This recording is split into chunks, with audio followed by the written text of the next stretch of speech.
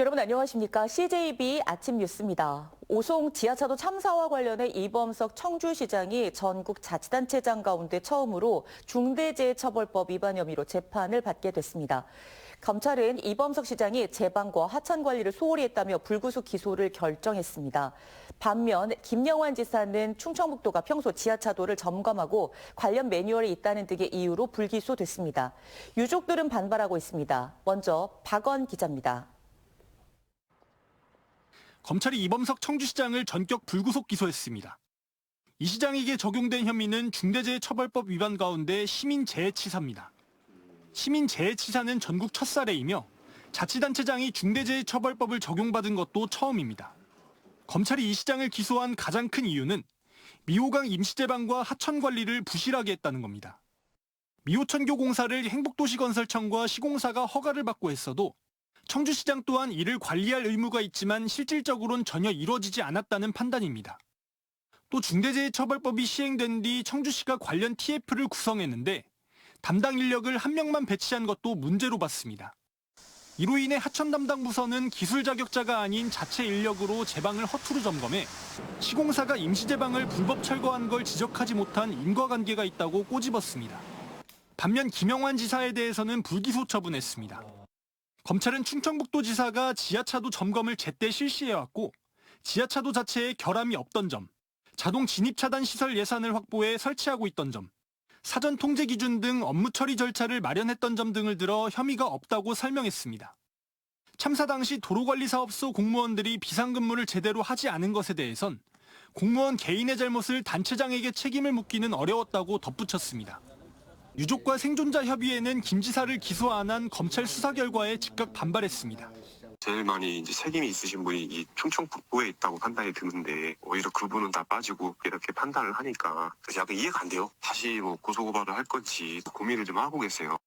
한편 이상래 전 행복청장과 시공사 전 대표 A씨, 법인도 중대재해처벌법 위반 혐의로 함께 재판에 넘겨졌습니다. CJB 박원입니다. 이렇게 30명의 사상자가 발생한 오송 참사에 대한 검찰 수사는 1년 반 만에 사실상 마무리됐습니다. 마치 탑을 쌓듯 일선 공무원부터 최고 책임자까지 차근차근 아래로부터 위로 수사를 진행하면서 결과를 내놓기까지 많은 시간이 걸린 것인데요. 이 제방과 지하차도 등 사건 발생 지점이 두 곳인데다 관리 책임 소재와 관련법 적용을 놓고 사법 처리 대상과 범위를 정하는 데 고심한 흔적이 역력합니다. 장원석 기자입니다. 오송 지하차도 참사 발생은 기존 제방을 무너뜨리고 임시 제방을 해마다 쌓았다 없앴다 한 점이 직접적인 원인이었습니다. 참사 직후 수사 본부를 꾸린 검찰은 지난 2023년 12월 최초 원인 제공자였던 현장 소장과 감리 단장을 제일 먼저 구속 기소했습니다. 이후 실무자들에 대한 수사와 기소가 이어졌지만 김영환 지사와 이범석 시장에 대한 중대재해처벌법 적용 여부를 놓고 수사는 숨 고르기에 들어갔습니다. 검찰은 장기간 법리 검토를 한 끝에 마지막으로 이범석 시장을 불구속 기소하면서 모두 45명을 재판에 넘겼습니다. 사건 발생 1년 반 만입니다.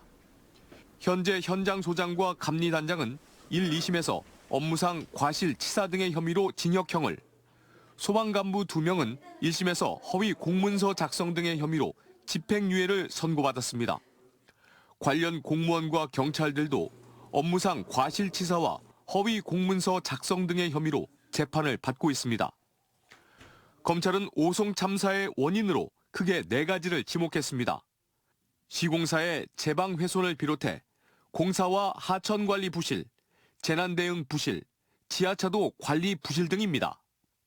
검찰 관계자는 사건이 발생한 제방과 지하차도 등 두 곳이란 특수성이 있고 이를 관리하는 기관 등 주체가 다수였으며 따라서 중첩되는 법의 적용이나 해석 등을 해결하는데 많은 시간이 소요됐다고 밝혔습니다. 검찰은 중대시민재해로 기소된 최초의 사건인 만큼 재판의 공소 유지에 만전을 기하겠다고 밝혔습니다. 수사 개요를 직접 발표한 박영빈 검사장은 앞으로 시설 관리와 관련해 각 자치단체와 기관들이 유기적인 시스템을 구축하는 계기가 됐으면 좋겠다고 밝혔습니다. CJB 장원석입니다.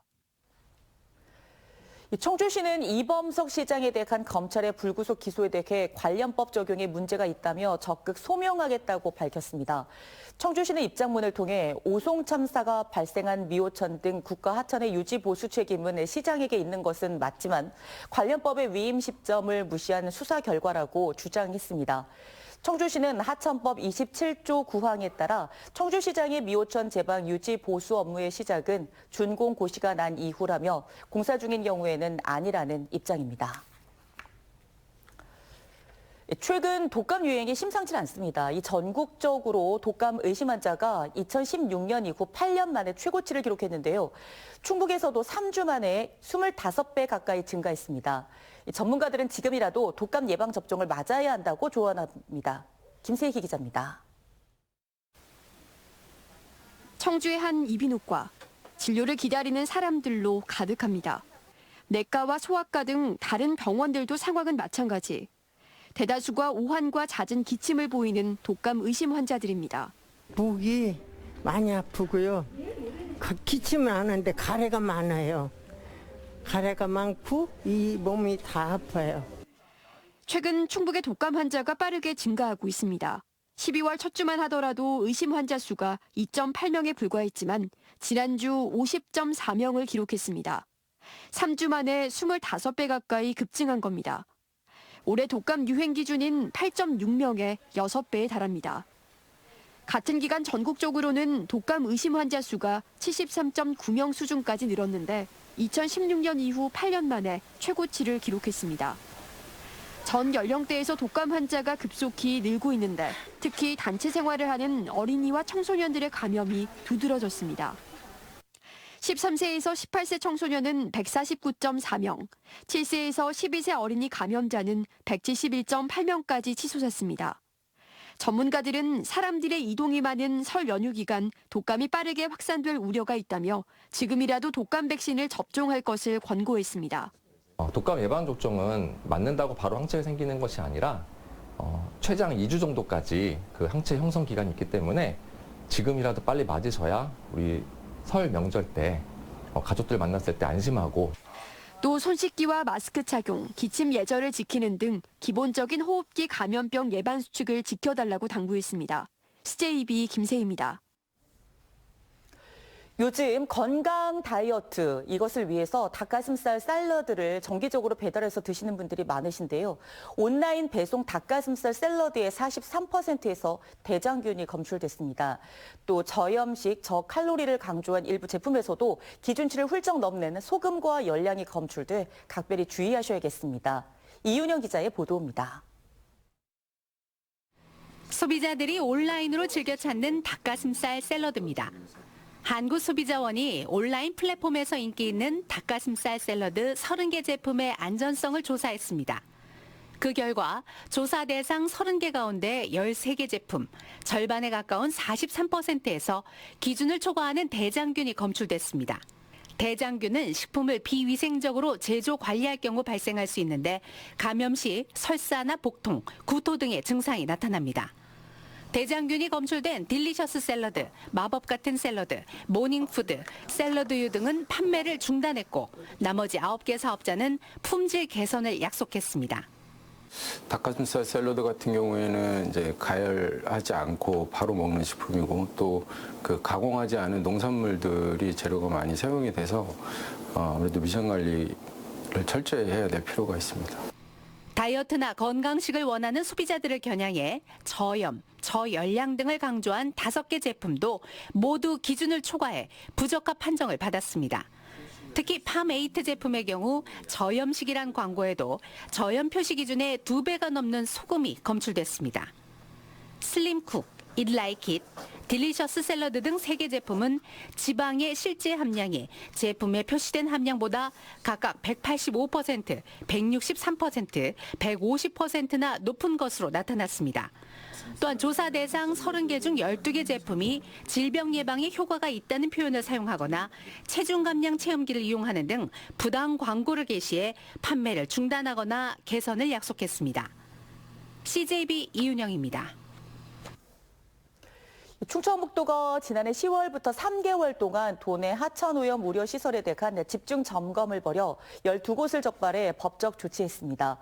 도는 일선시군과 특별사법경찰관으로 구성된 단속반을 구성해 대청호와 미호천, 달천, 충주고 4대 권역 56개 지류 주변 시설에 대해 집중 단속을 벌였습니다. 그 결과 고발 3건, 조업정지 1건, 과태료 부과 7건, 개선명령 11건 등의 처분을 내렸습니다. 청주시가 시민 안전 강화를 위해 재난문자 알림 서비스에 가입해달라고 당부했습니다. 이 서비스는 지진과 태풍, 폭염, 화학사고 등 재난 상황에 신속 대응하기 위해 중앙부처와 별도로 청주시에서 자체적으로 운영하고 있습니다. 신청은 시청 홈페이지나 모바일 QR코드로 할 수 있고 현재 가입자 수는 4만 4천여 명입니다. 충주시가 2025년 노인 일자리 사업 참여자 2차 모집을 실시합니다. 이달 초 문을 연 충주 문화 시니어 클럽에서 일할 965명을 추가 모집하는 것으로 65세 이상 기초연금 수급자 또는 지역연금 수급자 가운데 기준을 충족한 충주 시민이면 신청 가능합니다. 모집 신청은 충주 호암체육관에서 오늘 14일부터 사흘간 오전 10시부터 오후 4시까지 진행됩니다. 제천시가 하소 주공 1단지 아파트 재건축 추진을 위해 속도를 내고 있습니다. 시는 지난 2022년 9월 재건축 판정을 받은 하소 주공 1단지에 대해 오는 17일 주민설명회를 개최하고 시의회 의견 수렴과 도시계획위원회 심의 등을 거쳐 정비계획을 확정할 계획입니다. 제천 하소 주공 1단지는 36년 된 노후 아파트로 재건축 사업을 통해 기존 420세대에서 700세대 규모로 신축하게 됩니다. CJB 아침 종합 뉴스를 마칩니다. 고맙습니다.